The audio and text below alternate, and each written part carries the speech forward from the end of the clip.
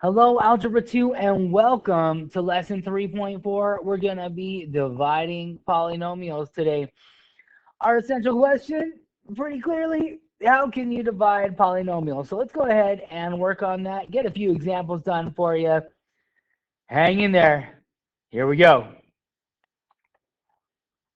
All right, so our first question we're going to deal with is how to divide one polynomial by another. So we're going to be dividing the function p of x by the function d of x. And I think that before we begin dealing with actually dividing these polynomials, let's do a little refresher and remember how we divide just regular numbers. How does long division work?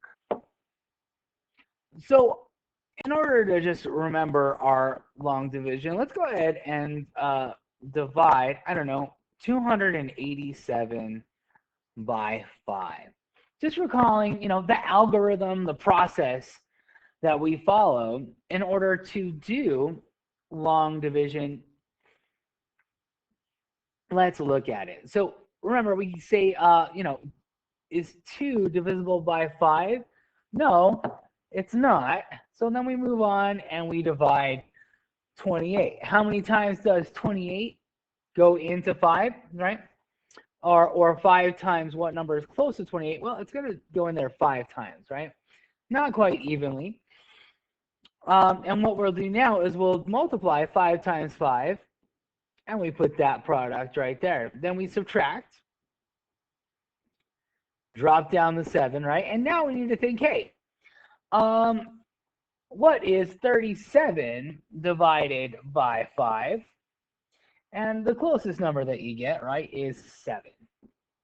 Then you multiply 7 times 5 and you get 35. And when you subtract, you get 2. Okay, remember 2, this thing that hangs out at the end, is your remainder, right? Remainder. So I cannot divide 2 by 5. So we would say that we have a remainder of 2. Now we're going to apply the same algorithm to a polynomial expression. So let's do some polynomial long division. So we're going to divide x cubed plus 5x squared plus 6x plus 9 by the quantity x plus 3. So again, I'm going to look at this first term and I'm going to say to myself, what is x cubed divided by x? Another way that I could look at that is I could say, hey, what do I need to multiply x by to get to x cubed? So if I was going to actually look at that in terms of division, what is x cubed divided by x? It's x squared. Why? Because remember, x cubed is x times x times x. We're able to cancel these out. What's left is what we have on top, which is x squared. So then, when we know what we are able to put here, we're going to put an x squared. Okay, x. Now, the next thing we need to do, remember, we multiplied the 5 times 5, and it gave us this 25 here. In our long division, we're going to do the same thing now with this x squared. We're going to multiply it times x. X squared times x is x cubed. We'll put it down there. And x squared times 3 is going to be 3x squared. Now, something to look out for as you're doing this is to make sure that these two terms match. If those two terms match, then it means that you have chosen correctly for this particular term. So just something to look out for. Our next step that we're going to do is going to be to subtract, just like we did over here. We were going to subtract the 25. So let's go ahead and subtract these two polynomials. The way that I like to look at subtraction of polynomials, I think it causes less mistakes to occur, is to just change the sign of each of these terms on the bottom and then add. So x cubed plus x cubed is 0. And again, you really need that to be 0 there, or else we made an incorrect choice right up here with this x squared. So if they don't match, you need to go back and look at the choice that you made there. But for now, let's go ahead and continue subtracting, but we changed the signs and then added. So 5x squared minus 3x squared is going to give me a positive 2x squared. And now, just like we did with our regular long division, we're going to drop down the next term. So now I'm going to be looking at this 2x squared. So what is 2x squared divided by x? Another way to think about it, right, again, is what do I need to multiply x by so that I can get 2x squared? And the answer to that question is 2x. And I put that right there. So 2x times x gives me 2x squared. Now the next part is to go ahead and take this and distribute it, multiply it times each of these terms. So 2x times x is 2x squared, and awesome, I love that those two match. And then 2x plus 3 is 6x. I'm going to change the sign of each of these terms on the bottom, and then I'm going to add. So that's going to give me 0. Ooh, and this is going to give me a 0 as well. And then I'll go ahead and drop down, oops, the positive 9. Sorry, I got stuck on zeros for some reason. All right, now can 9 be divided by x? And the answer is no, it cannot, because 9 does not have any x's in it. So that means that this is our remainder. Okay, I am now going to express this in terms of a quotient. So I like to write my answer like this. I like to say that x cubed plus 5x squared plus 6x plus 9 divided by x plus 3 is equal to, and let's put our answer is right up here on the top. That is going to be x squared plus 2x. And now we're going to put in our remainder. I notice that the sign of our remainder is positive, so I put a plus sign there. And it's a 9. And we're going to put that remainder over our divisor of x plus 3. And that is our final answer and our first polynomial long division problem. All right, so that was so fun. Let's go ahead and do it again. So for now, we're going to be dividing 8x cubed plus 27 by 2x plus 3. Now, this is the deal. Remember, our polynomials, we like to write them in descending orders of x. When we're doing any type of division with polynomials, we've got to fill in some missing terms, right? So we want this to actually descend. So what I'm going to do is put in a placeholder for x squared and for the x to the first term, and then leave the 27. So these two things are the same. I've just put in a couple of placeholders, right? Because 0 times anything is 0. So putting those in there doesn't actually change anything, but it is quite important. It helps me to stay much more organized. So now I need to go through the same process. I need to think, hey, what is 8x cubed divided by 2x? Or similarly, I could, or equivalently, I should say, I could be thinking of what I need to multiply 2x by to get 8x cubed. And the answer to that question is 4x squared. All right. So now I'll multiply that back out. 4x squared times 2x is 8x cubed. Awesome. That's what we wanted. We need those to match. And 4x squared times 3 is going to be 12x squared. Remember, we're going to change the signs of each of these, and then we'll add them. So 0x squared plus minus 12x squared is negative 12x squared, and we're going to drop down this 0x.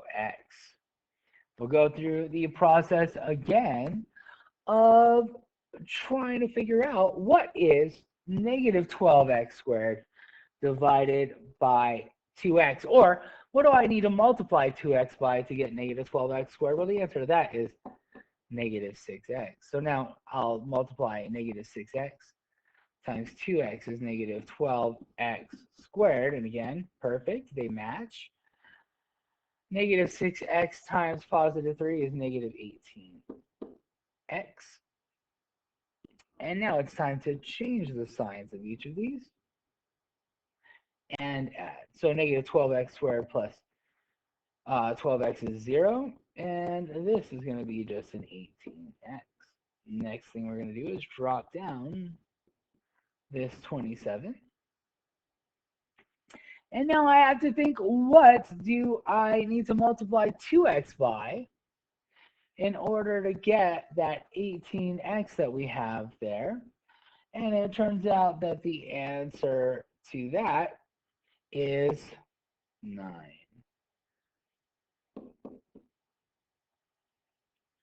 All right, so now we'll multiply 9 times 2x. That gives us an 18x. And 9 times 3 is 27. We'll change the sign of each of these and add, and we get 0. So what does that mean? That means that this has no remainder. In other words, 2x plus 3 is a factor of 8x cubed plus 27. Awesome. Let's go ahead and write that out, that 8x cubed plus 27 divided by 2x plus 3 is 4x squared minus 6x plus 9. And we'll just leave it like that because there is no remainder. All right, so next, we're going to divide polynomials using a different method called synthetic division.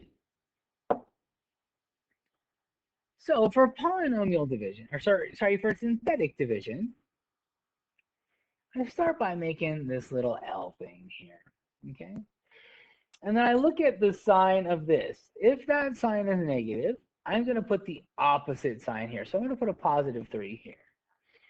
And then up here, I'm going to put the coefficients of each thing. And I notice that there is no x term, so I'm going to have to put a 0x in there, a placeholder.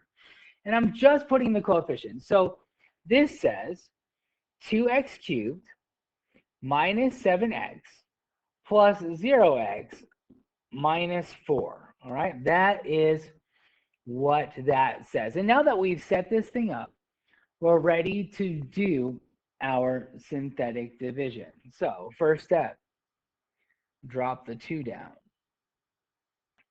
I'm going to go 3 times 2, and I'm going to put that there. So that's 6. Then in this column, I'm going to add. Negative 6 times 6 is, negative 7 plus 6 is negative 1.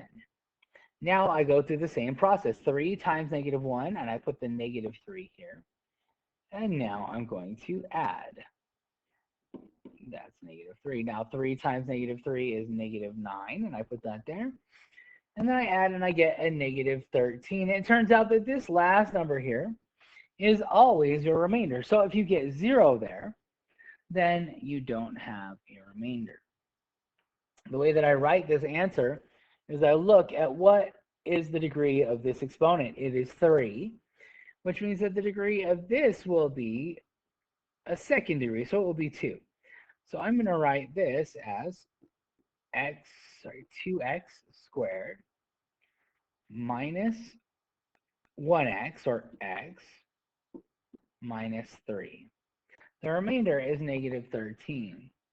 So again, I like to write my answers like this, that 2x cubed minus 7x squared minus 4 divided by x minus 3 is equal to 2x squared minus x minus 3. And then my remainder is negative, so I'm going to put a minus sign here. And I'm going to express my remainder as I did before, with the remainder above my divisor.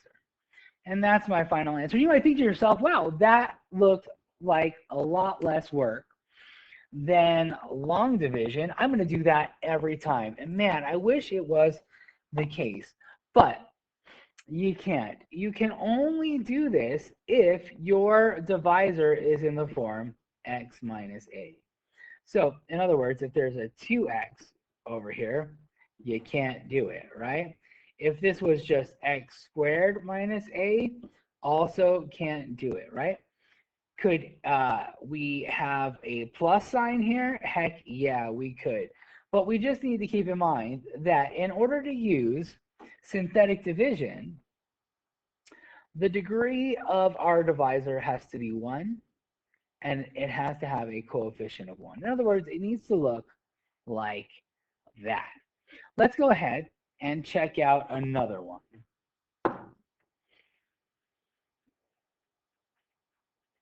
All right, let's go ahead and divide this thing out. Okay. So I see that the sign of this is positive, so I'll put a negative 2 here. And now I'm going to put each of the coefficients of each of my terms up here. So I have 1x cubed plus 8x squared plus 12x plus 5. That's essentially what that says there, right? I'm going to drop the 1 down. And luckily we had no placeholders, right? That was nice. And we're going to multiply 2 times negative 1 and get negative 2 here and add. 8 minus 2 is 6. Negative 2 times positive 6 is negative 12. I'll add and get 0 here. Negative 2 times 0 is 0, and 5 plus 0 is 5. So this is our remainder. We look and we see that the degree of our function we're dividing into is 3. So that means that this is a 1x squared, right? 1 less. If this is 3, that's got to be 2. Okay? So that means the next one is 6x, and there's nothing else there. We do have a remainder of 5. So then I would say that x cubed plus 8x squared plus 12x plus 5 divided by x plus 2 is equal to x squared plus 6x. The remainder is positive, so I'll put a plus sign here. 5, and I'm going to put that over my divisor of x plus 2. There we have it. Now, I want to show that we can actually find out what this remainder is without actually having to do any division, right? So I see that this is positive. Right? Whatever I would have used as my number here, if I plug that in to my original function, it turns out that what I'll have left is my remainder. So let's go ahead and substitute that in. That 3 looks a little bad.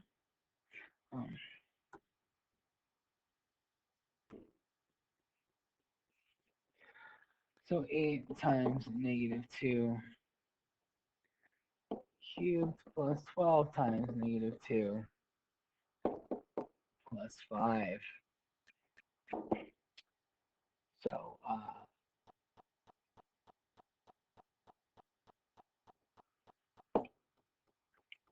negative 8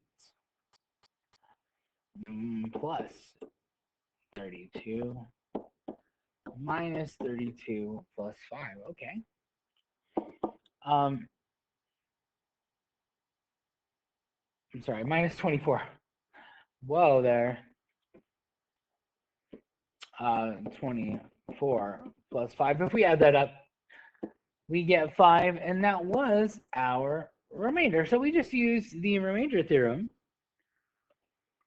to show that the remainder to the quotient that we have here is 5. So 2 ways to find a remainder. We can divide it, or we could use what is called the remainder theorem. That is the idea that if we plug in f of a, we get our remainder.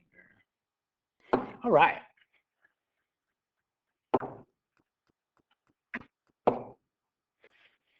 So that is 3.4, all in a nutshell.